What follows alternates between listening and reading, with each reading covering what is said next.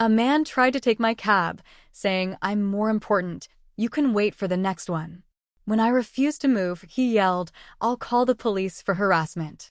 Seconds later, the cab driver locked the doors with him outside and drove off, laughing, "Hope you enjoy the walk." His jaw dropped as I waved from the back seat. This happened about 2 months ago, and honestly, it still makes me smirk when I think about it. I work downtown Chicago, close to the Loop. It was one of those days where everything dragged. Meetings that could have been emails, people pretending to be busier than they were, and my boss breathing down my neck about a deadline that wasn't even mine to begin with. Anyway, I get out of the building around 5:45 p.m., and the streets are already a mess. It had been raining lightly all day. The kind of rain that doesn't drench you, but still finds a way to piss you off. I was just done. My feet hurt, I was starving, and I just wanted to go home to my apartment in Lincoln Park, heat up some leftover pizza, and disappear into my couch. Now, if you know Chicago at that hour, you know cabs are like gold. Uber? Sure, but good luck getting one that isn't surge priced to hell or stuck in traffic 5 blocks away. So when I saw a yellow cab turning the corner onto Michigan Avenue with its light on, I knew I had to move fast. I raised my hand, stepped off the curb a bit, made eye contact with the driver, classic cab-hailing etiquette. The guy saw me, slowed down, and started pulling toward the curb. That's when this dude, mid-40s, slicked back salt and pepper hair, expensive-looking trench coat, and that weird shiny briefcase, power walks from behind me and makes a straight line toward the cab door. At first, I thought maybe he didn't see me. So I said, "Hey, sorry, I already flagged this one." He didn't even look at me at first. He just grabbed the door handle and pulled. Then, without turning his head, he muttered, "Yeah, well, I'm in a rush. I'm more important. You can wait for the next one." I was so stunned, I actually laughed. I thought he was joking. I said, "What?"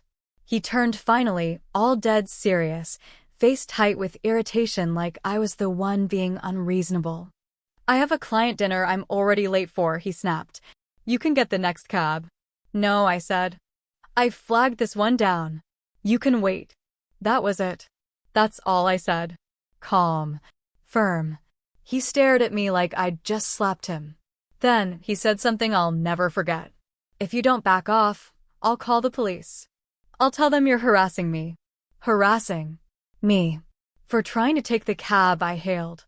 He actually pulled out his phone and waved it in my face like he was about to dial. I could see the contacts screen open, like he had the cops on speed dial or something. Before I could say a word, the cab driver, older guy, maybe in his 60s, white hair, thick Chicago accent, leaned over and rolled down the passenger window. "Hey," he said to the guy. "She flagged me first. Don't be a jerk." That just pissed the guy off even more. "Stay out of it," he shouted at the driver. "She's being aggressive. I'm reporting this." Now, I hadn't moved an inch toward him.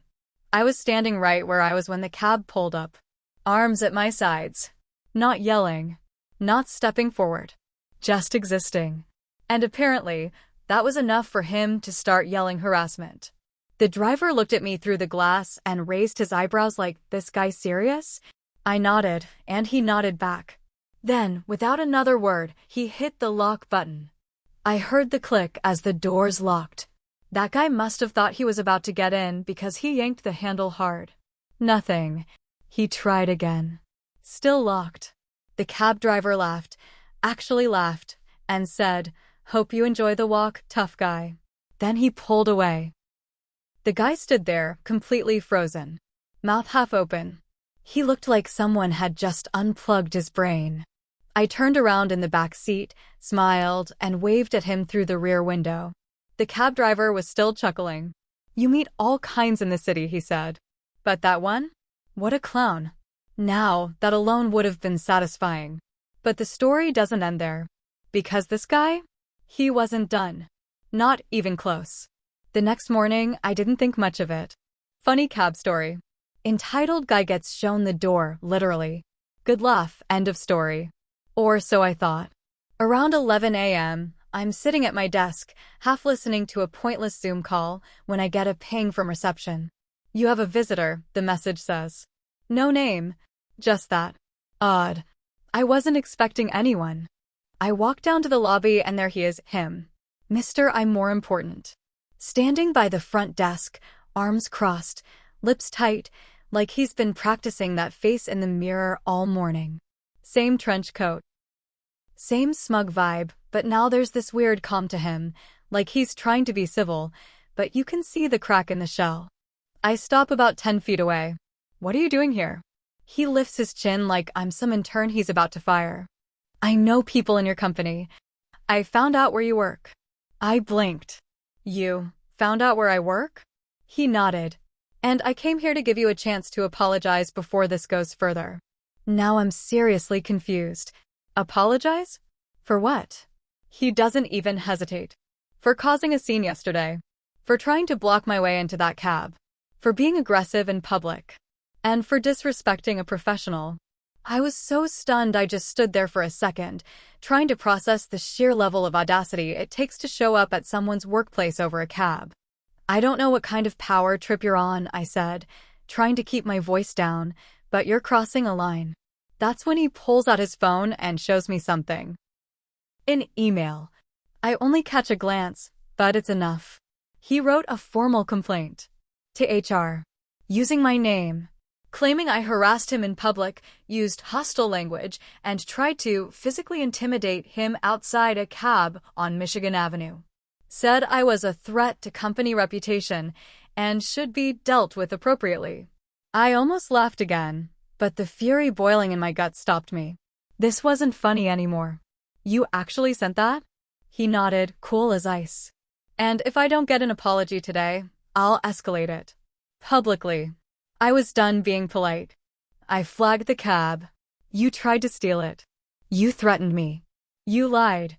And now you're showing up at my workplace trying to scare me? You know what that is? It's called stalking. And guess what? I'm the one who's going to escalate now." He flinched. Just a flicker. But I saw it. I turned to the receptionist. "Call building security. This man is not allowed here." He started to say something, but security was already moving in. One of the guards knew me by name. I explained everything loud and clear, how he'd followed me here, how he was trying to intimidate me over a petty incident the night before. He didn't get violent. He didn't yell. He just stood there, straightening his coat like he was still in control. But they escorted him out. As he left, he looked back at me with this quiet fury, like he was the one being wronged. I went back upstairs shaking, not scared, but angry. Like I'd been slimed. I reported everything to my manager and HR, just in case he followed through with his BS. Gave them every detail, cab, time, place, witnesses, the works. They took it seriously. Told me they'd flag anything that came in from him. Thought that'd be the end of it. But no. 2 days later, I get an email. No subject line. Just a PDF attachment. It's a cease and desist letter. From a lawyer. Claiming I'd defamed his client publicly, interfered with his business reputation, and committed verbal assault. I almost threw my coffee at the screen. The letter was real. Cheap legal language, but it had an office address and a phone number. I called the firm. Got some paralegal who sounded confused as hell. "Oh, yeah," she said. "That's a private client." He insisted on drafting the letter himself. We didn't send that formally. So he made up a legal letter. Used a real firm's name to make it look scary. Tried to bluff me into silence. That was it. "You want to play games?" Fine. I dug in. Found his name. Googled. LinkedIn. Conference talks. Some local tech guy. Mid-level. Big ego. Runs his mouth on social media like he's the next Steve Jobs. I grabbed screenshots. Tweets. Yelp reviews. A lot of Yelp reviews. Turns out I wasn't the only one he'd tried to bulldoze. Restaurant staff, rideshare drivers, event planners. All with the same kind of complaint, entitled, loud, rude, aggressive when he didn't get his way. One post from a wedding photographer caught my eye.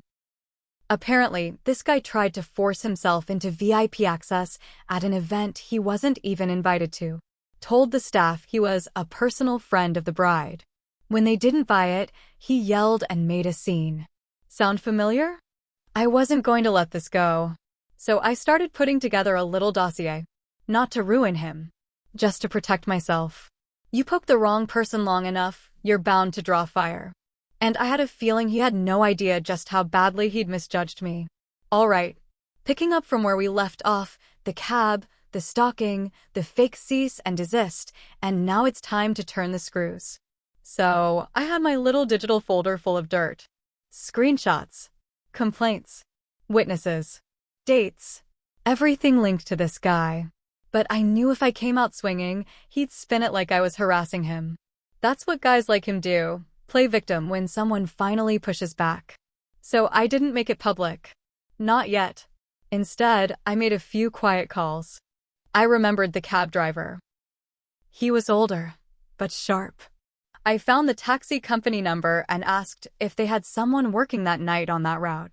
Took a while. I described him, the time, where it happened. Eventually, they confirmed, yeah, that was Roy. He'd been driving cabs in Chicago for almost 30 years. I asked if he'd be okay giving a statement, just something to confirm what really happened. They patched me through. Roy remembered me right away. The guy with the attitude, he said. That clown?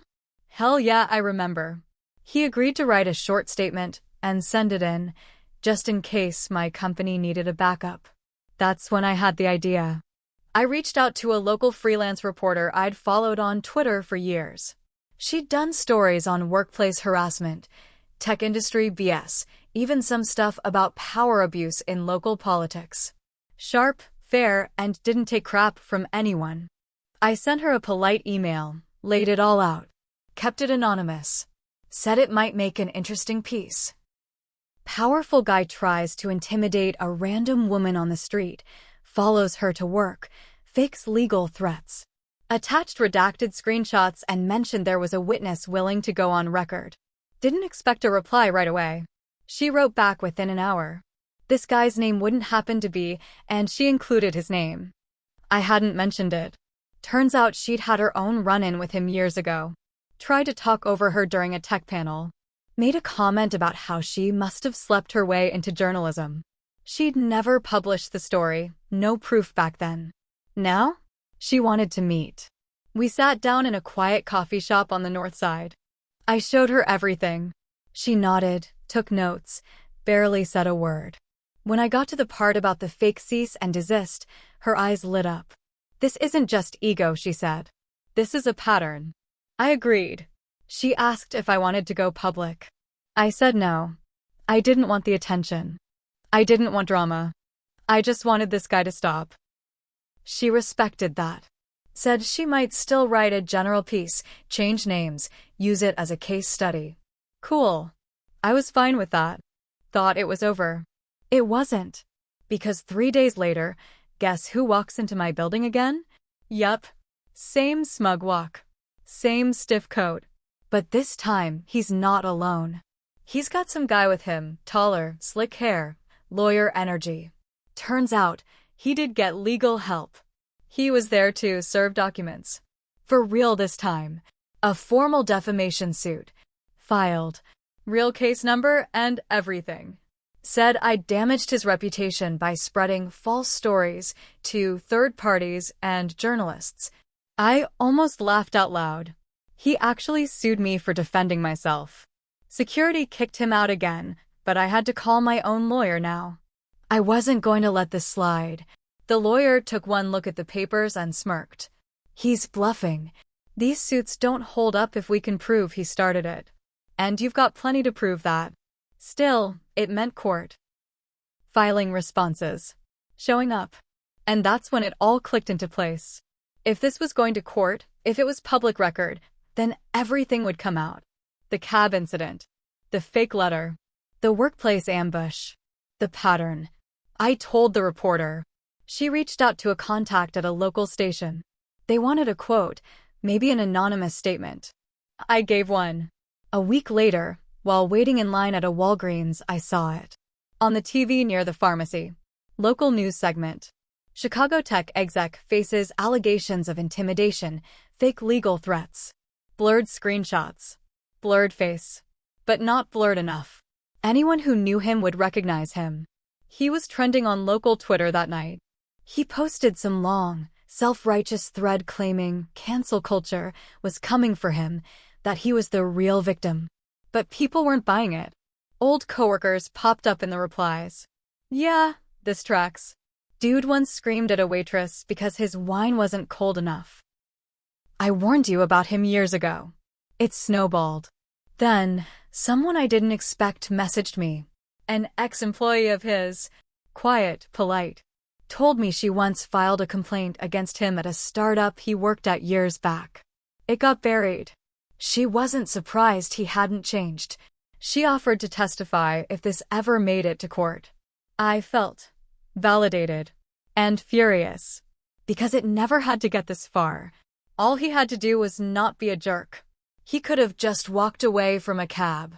Instead, he tried to scare me, shame me, sue me, ruin my name. But he picked the wrong person. And now? Now, he was the one explaining himself. So things were moving fast. The lawsuit was still hanging over my head, but now people were starting to see who he really was. The local news did a follow-up. This time, they named him. That was out of my hands. I hadn't given permission for that, but someone else must have come forward, someone who had nothing to lose. He tried to do damage control. Issued a fake apology on LinkedIn. One of those, if anyone felt hurt, I'm sorry you took it that way type of posts. But people weren't buying it. Comments got brutal. A couple of companies he'd been consulting for quietly cut ties. His personal website went offline for a day, then came back with everything scrubbed clean. That should have been enough. I should have let it go right there. But I couldn't, because I kept thinking about the first moment I saw him. That look on his face when he said, "I'm more important." That smug confidence. Like people like me, regular people, don't matter. Just obstacles to be pushed out of the way. It stuck with me. I couldn't shake it. So I made one more call. Not to a lawyer. Not to the reporter. To Roy, the cab driver. I told him everything. That the guy tried to sue me. That he kept escalating. Roy didn't say much, just meet me tomorrow, noon. Clark and Lake. I showed up. He was already there, leaning on the cab. I talked to a few friends, he said. Old-timers, other drivers. Turns out your guy has a habit. He stiff tips. Cuss-it-out drivers. Once tried to throw a drink at one who refused to take him when he was drunk. Roy had receipts. Literally. Cab companies talk. And Roy? Roy had a friend who still kept those little dashcam clips. One of them had this guy on video, pounding on a cab door and shouting slurs when the driver refused to wait for him outside a bar for 30 minutes. I watched the video. My stomach turned. Roy handed me a USB. Use it how you need to, he said. So I did. I emailed it to the lawyer handling his case. Not mine. His. No warning. No message. Just the video. 3 days later, I got word. He dropped the lawsuit. Just like that. No apology. No explanation. But I wasn't done. Remember that fake cease and desist he made using the law firm's name? I'd passed it to the firm when it first happened. They brushed it off back then. Now that he was on the news? They cared. Big time. I got an email from one of their real attorneys. Thank you for providing evidence. We are pursuing legal action independently for misuse of our firm's identity. He was being sued by his own fake lawyer. Poetic. And still, it felt hollow. All of it. Like the anger had eaten a piece of me too. I wasn't sleeping well. Every notification gave me anxiety. Every time my phone buzzed, I half expected it to be some new trick from him. I'd won, technically. But it felt like surviving a storm only to find your roof torn off. Then one day I got a letter. Mailed. No return address. But I recognized the handwriting. It was from him. No threats. No denial. Just 2 lines. I underestimated the damage one moment of arrogance could do. I hope it was worth it for you. I stared at it for a long time. And I realized something. I'd made mistakes too. I let it consume me. I fed the fire every chance I got. I could have walked away after that first wave of justice. I could have let the reporter handle it. But I kept pushing, kept digging. I wanted him ruined. I wanted him humiliated. And I got it. But it didn't fix the part of me that got trampled in the first place. I kept the letter, tucked it into the folder with all the screenshots and legal docs. I don't look at it often, but it's there. A reminder, not just of him, but of me too, who I became to win. So yeah, that's how a cab ride turned into a full-blown war. He lost, but I didn't really win either. We both walked away with scars. And that's the kind of revenge no one tells you about, the kind that changes you too.